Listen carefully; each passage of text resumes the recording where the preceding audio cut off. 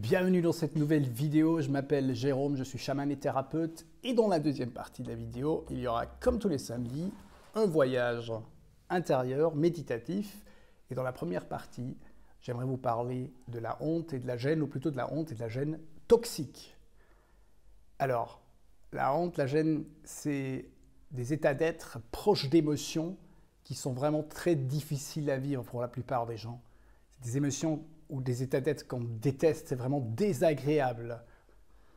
On peut même développer de la honte d'avoir honte. Et ça devient très complexe. Donc, et c'est lié à plein de choses. Mais à la base, pourquoi la honte et la gêne? Eh ben, dans la nature, on a ces états d'être pour, disons, quelqu'un qui n'a pas du tout de honte ou de gêne et socialement pas acceptable, pas tolérable, il ne peut pas être avec l'autre. Il dépassera les limites de l'autre et il ne sent même pas que c'est pas bon. Donc, avoir honte, c'est aussi quand l'enfant, par exemple, il apprend, il tape l'autre et il remarque que l'autre a mal et là, il va se sentir mal. C'est quelque chose qui nous aide à être en communauté et de respecter l'autre, de respecter soi-même finalement aussi. Après, il y a la honte par rapport au corps, mais par rapport naturellement à la sexualité par exemple. Donc il peut y avoir une honte naturelle qui nous protège. C'est juste quelque chose qui nous protège notre espace finalement aussi et qui peut potentiellement protéger l'espace de l'autre. La honte ou la gêne toxique, eh ben, on en parle de toxicité quand c'est lié à un besoin, par exemple quand c'est lié à un élan de liberté et on sent la honte si on dit on a une autre opinion que la personne en face de nous et on sent que ça nous met la honte quand on le dit. J'ai honte de le dire. N'as-tu pas honte de dire ça? Ou de ne pas manger finir ton assiette, il y a d'autres enfants qui n'ont rien à manger, etc. Donc, même des fois, nos parents nous ont dit « Eh, tu devrais avoir honte ». Et des fois, on a juste interprété parce qu'on a remarqué que les réactions des autres sont négatives par rapport à nos besoins.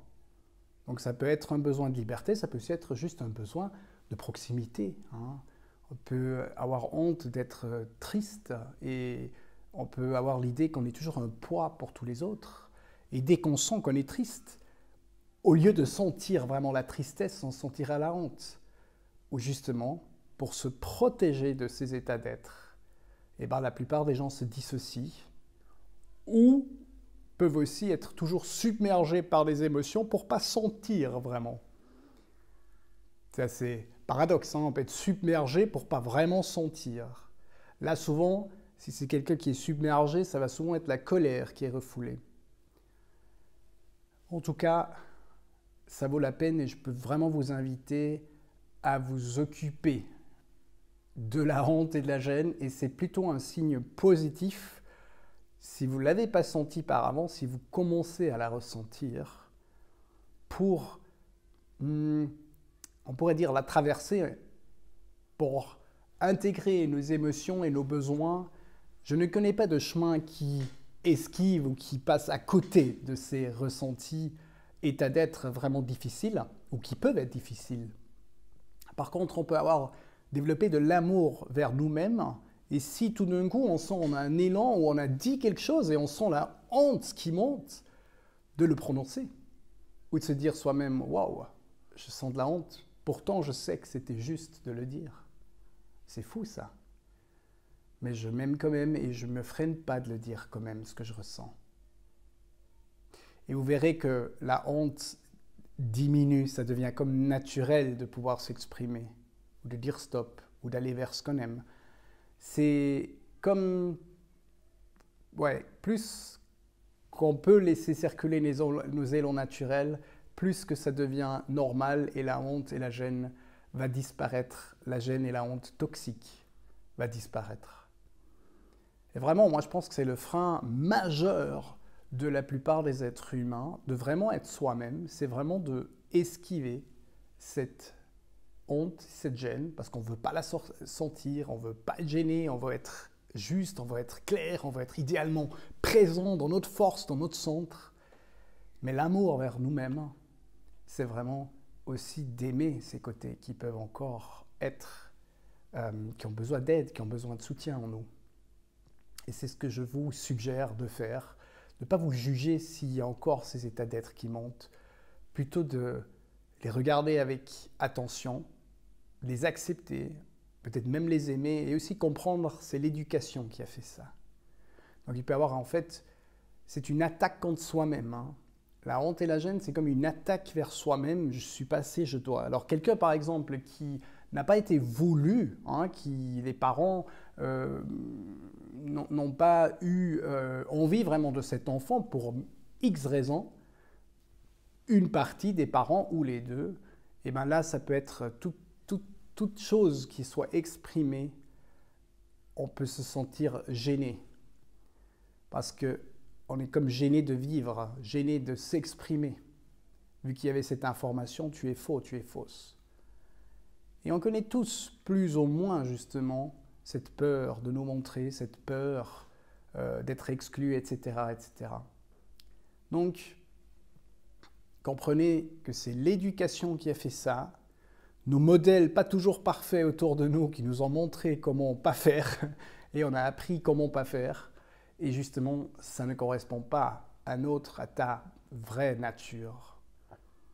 Donc voilà, si c'est trop complexe, et si tu sens jamais de la gêne et de la honte, et tu dis « ouais, mais quand même, les choses dans ma vie ne fonctionnent pas », laisse-toi aider, laisse-toi soutenir. Donc il y a forte chance que tu t'es complètement dissocié de ces états d'être justement pour te sentir un peu mieux. Mais sans intégrer ces énergies, tu ne vas pas te sentir dans ta force ou vraiment libre. Voilà, donc j'espère t'avoir un peu inspiré avec cette vidéo. Et maintenant, pour la deuxième partie, je t'invite juste à t'installer et puis on va juste laisser circuler les énergies et sentir la force qui est derrière ça. Et justement que tu es totalement OK et juste dans ton être naturel. Je te souhaite maintenant un super voyage intérieur. Et voilà, voici le voyage intérieur. Je t'invite à t'installer confortablement. Respirer quelquefois vraiment profondément. Et quand tu expires, fais un petit son. Fais quelque chose pour vraiment comme soutenir le lâcher-prise, soutenir la détente de ton corps. Quand tu es prête, quand tu es prêt, tu fermes tes yeux.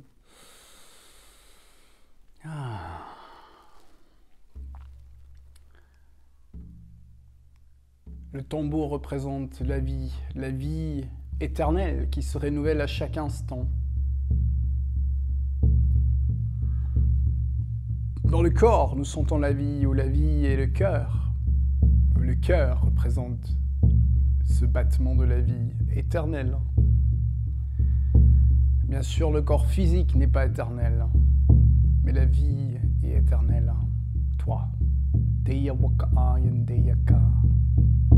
Je t'invite à juste observer ce qui se passe, à t'ouvrir à l'expérience, à juste observer aussi ce qui se passe encore en toi après l'inspiration, après honte, culpabilité, comment ça résonne en toi. Peut-être tu te sens très coupé de tout ça, et de toutes les émotions d'ailleurs, et que tout est très loin. Et peut-être tu te reconnais que tu es très perfectionniste, et que tu fais plein de choses.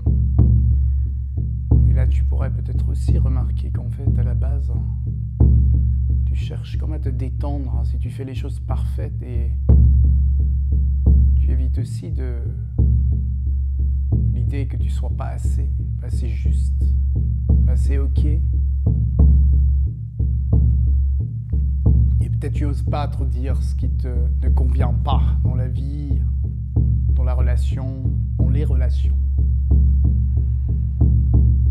Et peut-être il n'y a aucun espace pour juste pouvoir te sentir un peu porté, d'avoir le droit de te sentir faible et dans le besoin de l'autre. triste. Je t'invite juste à observer ce qui se passe en toi, ce qui résonne en toi et ce qui peut juste être ressenti là, maintenant. Il peut y avoir une détente profonde. Des fois, on traverse un peu des vagues d'émotions ou d'états d'être. Si quelque chose serait trop pour toi, tu peux ouvrir les yeux. Et si tu ne touches à rien, c'est si bien de te laisser accompagner, si tu as envie, pour explorer ce monde intérieur un peu plus profondément. Parfois, on a mis en place des protecteurs très puissants. Mais rien n'est par hasard. Si c'est le cas, c'était nécessaire à un autre moment de la vie. Donc rien n'est vraiment faux. Mais la bonne nouvelle, tes élans naturels de liberté, de tous tes besoins, de proximité, sont toujours là, à quelque part. Et en fait, tu perds de l'énergie en devant les freiner, en les cacher. Et la bonne nouvelle, c'est beaucoup plus libre si tu peux les conscientiser, y mettre de la parole dessus. Mais déjà de les conscientiser, de voir.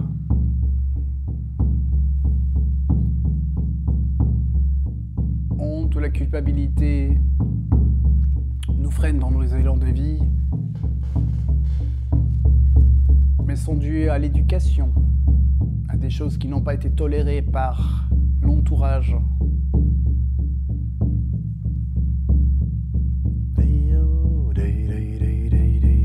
Je t'invite juste à observer ce que tu reconnais en toi, ce qui se passe en toi, et d'inspirer, de faire un son. C'est comme si tu amènes de l'amour dans ces zones, de la lumière.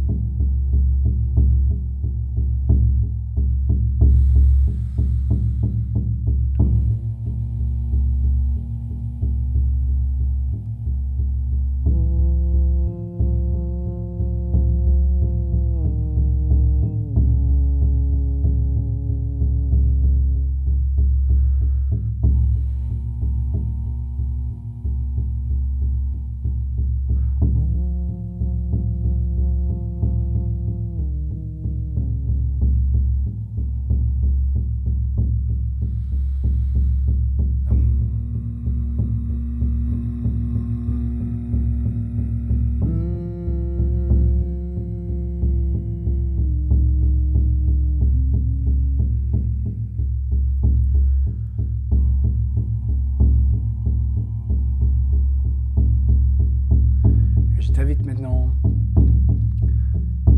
à juste te connecter à la terre, à Pachamama. Un peu comme t'imaginer comme tu embrasses la terre et juste demander la terre pour du soutien, des ressources, la connexion, la proximité, la liberté.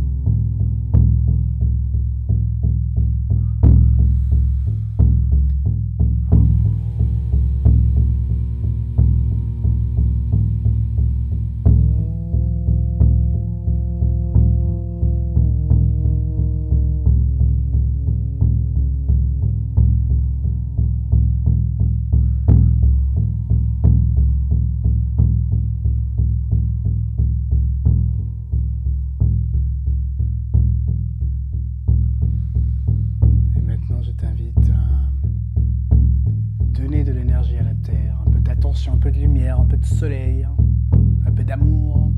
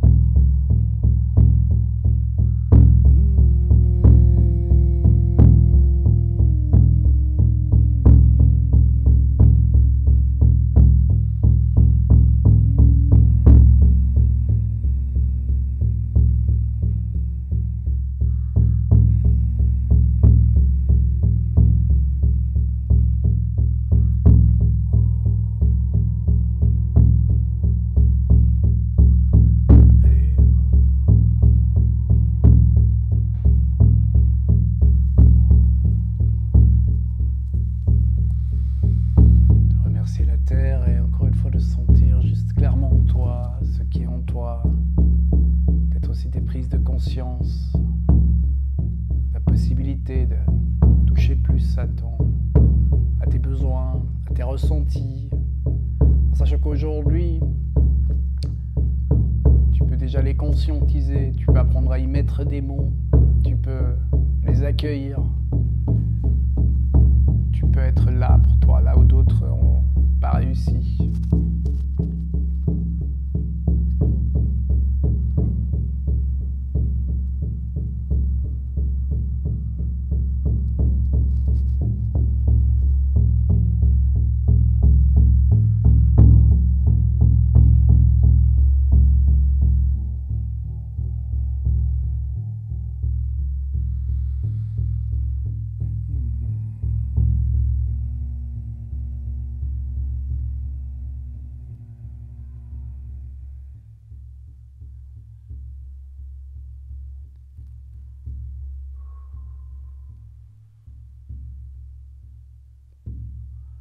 Tu as été choisi par la nature d'être toi. Tu as toujours été juste. Et je ne parle pas de toutes les actions, de tous les communications, tout ce que tu as communiqué, tout ce que tu as potentiellement fait là-dehors dans le monde. Que tout venait de ton plus haut potentiel, non. Mais ton être est juste. Et tu peux toujours apprendre. Dans les actions, on n'est jamais fini. Mais l'être, il est là.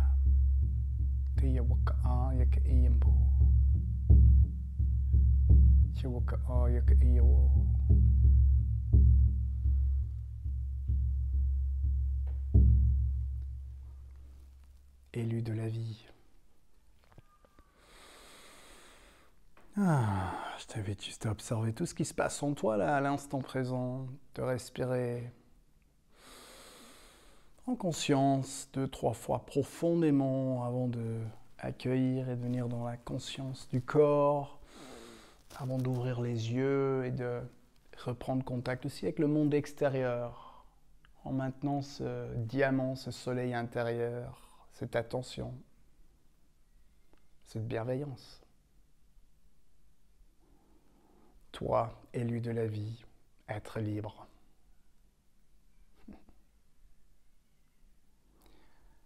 Bon voyage sur Terre. Aho.